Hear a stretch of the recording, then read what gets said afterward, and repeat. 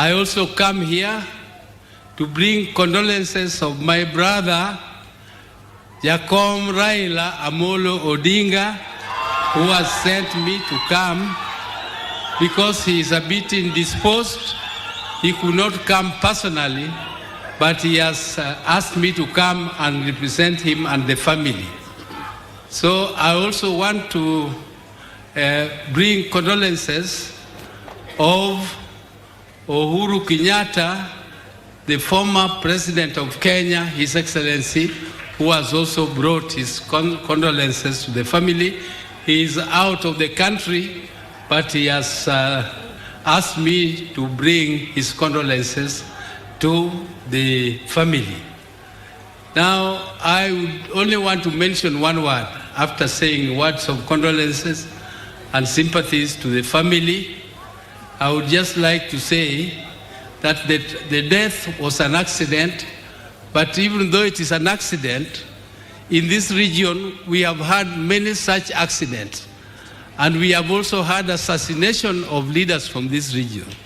So when such things happen, we are a bit suspicious, not because of anything, but we want to know the truth. We want to know the truth.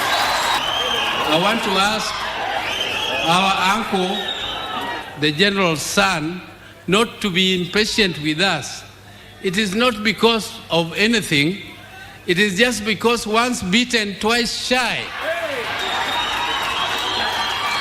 So we are asking for no stones to be left unturned, and let us know the truth of who killed our uncle, General Ogolla.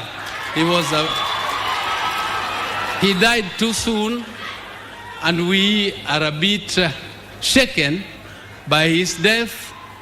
And you people know, we lost Tom Mboya in very tragic circumstances. We lost Ouko in very tragic circumstances. And when we lost Ouko, I was part and parcel of the team of parliament which was investigating the death of Ouko. And I can tell you it was very sad, because the regime at that time managed to convince the family to be very protective and not to allow people to go into details. So young man, please just allow investigators to do their work. Now, with those very, very few remarks, I would once again want to wish that our uncle is rested in peace in heaven, and let the Almighty put him in the best place, and was one of our best sons, one of the best sons from this area.